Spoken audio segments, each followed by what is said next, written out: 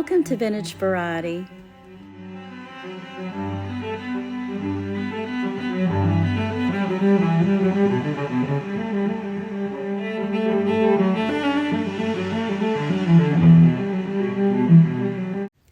I have a couple of different things that I'm going to share with you guys today. First of all, I have a jewelry haul.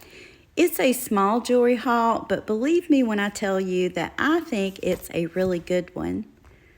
I also have some packages here. These are items that I ordered for crafting a while back off of Etsy. And I have a tendency to order things, set it to the side, and completely forget about it, which is the case with these items. So I thought, since I'm already recording, I'm going to open these items up. I'll show you what I ordered, and then I'll talk about why I ordered them and what I plan to do with them. So I'm going to get the jewelry set to the side and get these packages opened up, and we'll have a look at what I ordered. Just by the feel of it, I think that this first package is going to be beads. Let's get it opened up and have a look. So I ordered these. These are spinel. I thought they would be really pretty combined with some beads that I already have here. I was looking at some pictures online and I got kind of an idea of a certain type of necklace that I wanted to make. And if you guys are interested in seeing me make that necklace, or if you just want to see a video of the necklace after it's been made, let me know and I'll do that. This second item, I found this on Etsy, and this is a craft lot or a craft item. I thought it was absolutely beautiful. If I can get this opened up, I will give them an A+ for their packaging, because this one is really well packaged. I'm probably going to have to pause and get the scissors. Okay, so I've got all that cut off, and let's see what we have here.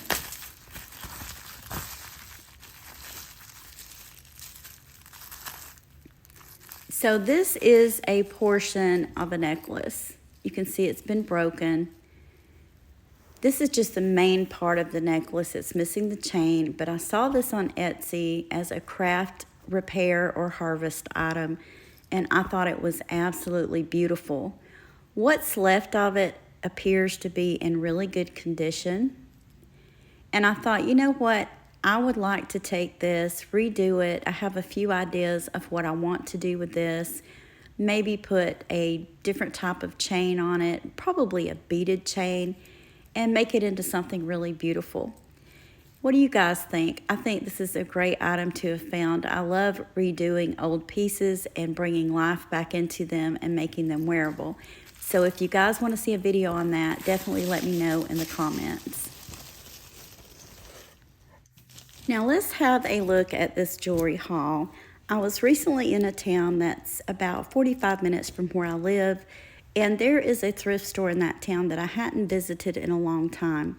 Usually when I go into that store, they don't have much in the way of jewelry, but I really lucked up this day. They had some really great items.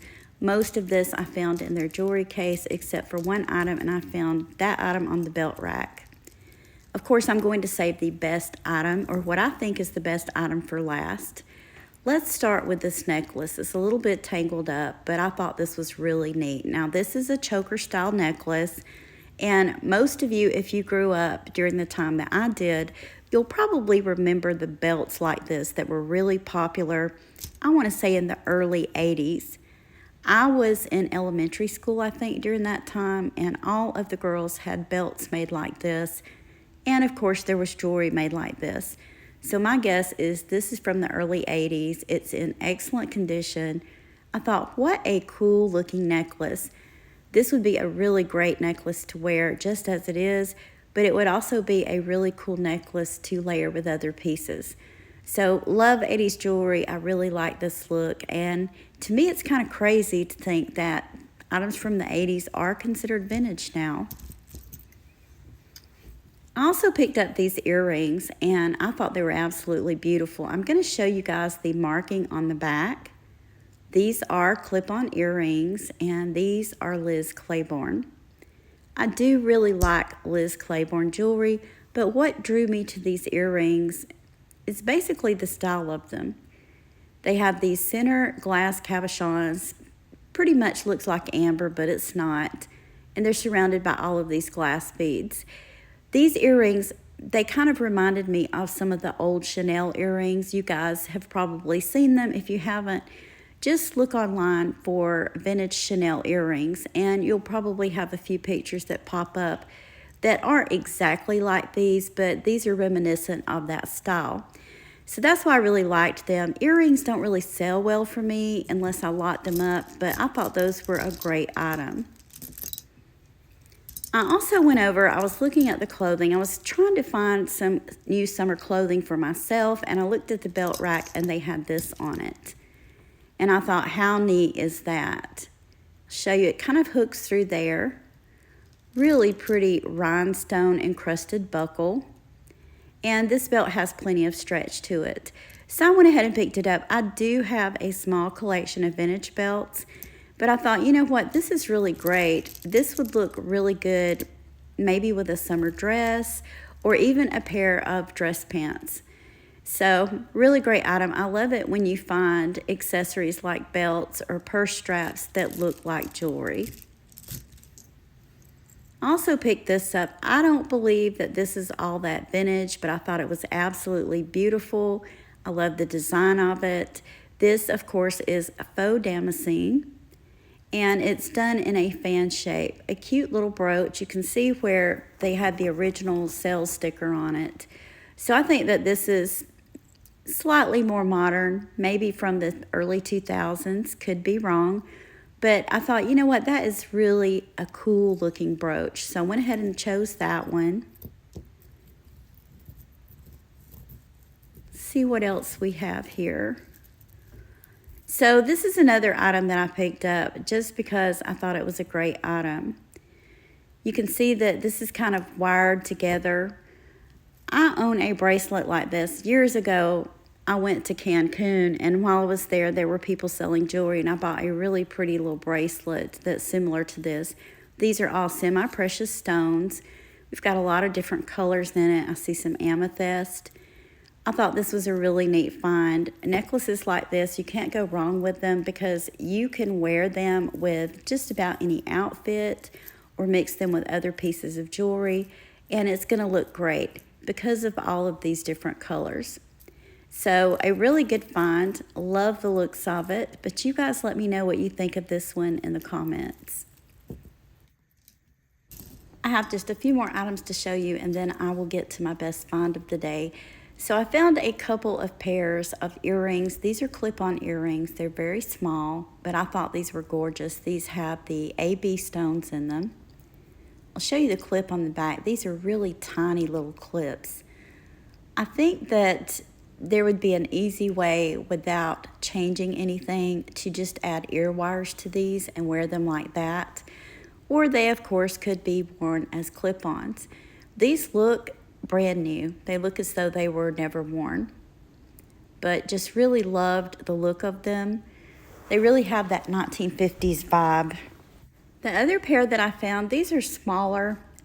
It's probably not going to show up properly on camera, but these have that look of what I like to call rainbow glass. So when the light hits them, they have like a blue and purple and green hue through them. Just love jewelry like this. I'm going to grab my light, shine some light on it, and see if those colors will show up for you guys. So I don't think that the colors are showing up properly on camera, but you get the idea. These are really cute little earrings. And again, there's a lot of different ways you can wear clip-ons without wearing them as clip-on earrings. A viewer had taught me a while back, you can use a spring ring and attach it to the back of the clip. You can clip these on, let's say, a chain or even some beads, and wear it like a necklace pendant. So lots of different options if you love clip-on earrings, but you don't necessarily like wearing them clipped onto your ears. Either way, I thought those were a really good find, too good to pass up. This next item, or next items that I'm going to show you guys, this came as a set. This is a vintage necklace. It has a push-in closure. But get a load of the beads on this. I thought, wow, I really love those beads. Very decorative. I also like the blue and white theme of the necklace. It would look really great during the summertime. The earrings, these are pierced earrings. They're these big chunky ear hugger earrings, and they are enameled. They match the necklace very well. I don't know if they were originally together or if this is just something that the thrift store put together, but either way, I thought they were a great find. Now I'm going to show you guys my best find, or rather my best finds of the day. They had a tray in that case, and it was full of different types of brooches, and I just so happened to spot this one. I immediately knew that the pieces on the front of the brooch were real coral. This is branch coral, and I believe that the beads around the outside of the brooch, those are just coral-colored glass beads. When I picked this up and I started looking at it, my first thought was, wow, that really does look like a Miriam Haskell piece. I turned it over. You can see it's not signed. If you look at the inside of it, you can see that the construction method is pretty much the same method that Haskell used in a lot of her pieces. It's a piece of filigree, and all of these coral pieces have been wired on. My guess is that there were probably a few more pieces originally on this brooch and they fell off. One thing that doesn't really fit in, if you look at the back, is that all of the wires are exposed. And it could still possibly be a Haskell. It may have had a back piece of filigree covering the wire work at one time, and let's say maybe it was removed or it fell off with age. Either way, I can't say that this is a Haskell because I'm not sure. It's not signed anywhere. A lot of Haskell pieces weren't signed. And keep in mind that Haskell was not the only designer that used this method of wiring pieces on and layering them. This method is known as cage work beadery. A lot of other designers did that, including originals by Robert. For some reason, I kept thinking 1930s. So I contacted a friend of mine that also has a YouTube channel, Dana Stewart Coates, over at Killer Queen Antiques, and asked her what she thought, because it's always good to get a second opinion from another collector. And she automatically said 1940s, and I'm like, aha, that made perfect sense. So if this was a piece by Haskell, Haskell did not start using this method, this kind of layering method of wiring pieces on to filigree until the 1940s, and that was during the Frank Hess era.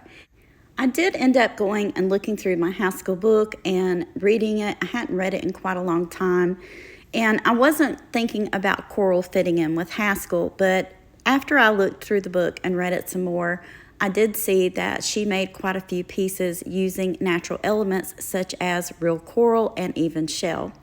So all of those things would fit in, but again, I can't say for sure that this is a Haskell simply because I'm unsure. But as I was getting ready to put the tray back, I noticed another little piece in there that had coral on it. And I got really excited. So I started digging through the tray, hoping I would find both the earrings. And of course, I did. I believe that these earrings originally went with the brooch. And I'm not sure if you can see it that well on camera, but these pieces of coral are also wired on. And these look very similar to pieces that would have been made by Haskell. As far as these pieces go, you can see that there is quite a bit of patina on them. These are not pieces that I would attempt to clean because this is coral that is attached to the pieces. And coral, much like pearls, you have to be really careful when it comes to cleaning them, mainly because harsh chemicals can literally dissolve them. If I were to keep these pieces, I would not attempt to clean them. If I decide to list these pieces, I probably will not list them as Haskell. I may give a really good description in the listing and put Haskell and a question mark, and then in the description explain that even though these pieces are very similar to pieces that were made by Haskell, they're unsigned, and I can't say for sure if they were by Haskell or another designer. So you guys let me know what your opinion is in the comments, especially if you're a Haskell collector. And now that I've shown you my haul for today, I would like to show you some of the pieces on the jewelry stand. I wanted to start by showing you guys this necklace and earring set on the jewelry stand. I think that these look beautiful together, whether they originally went together or not, or maybe this was something that the thrift store thought looked good together and decided to match up. If that's the case, they did a great job. I think that layered up, this would look really good with pearls, or even better, some milk glass beads and some navy blue beads, or both. You guys let me know what you think of this set in the comments. It may look a little old-fashioned for some of you, but I think it would look beautiful to wear during the summertime. I also wanted to show you guys this necklace on the necklace stand, and I'm going to show you some examples of how well it goes with just about anything, whether it's different colors of earrings, different colors of beads, or maybe even an amethyst chip necklace. This is a really great layering piece. If I were to pair this up, let's say with the Liz Claiborne earrings that I got today, they would match up really well, because the necklace has all of these different colors in it, as do the earrings. Because the wire used in this necklace is done in a gold tone, I also think that this necklace would layer up really well with some gold chains, and I'm also going to show you guys an example of that. This is the gold tone choker necklace that I showed you guys earlier, and I think that it combines really well with this one. If I were going to wear them together, I would probably add a third gold chain to this. I feel like I found a lot of great items at this thrift store. As I said in the beginning, it is a small haul, but very good one. You guys let me know what you think in the comments, and if you enjoyed today's content, please remember to give me a thumbs up. I want to thank you for taking time out of your day to share these items with me. If you haven't already, please consider subscribing to my channel. Ring the bell for notifications, and you'll be notified anytime I upload new content. Thank you again for watching, and I hope you all have a wonderful day.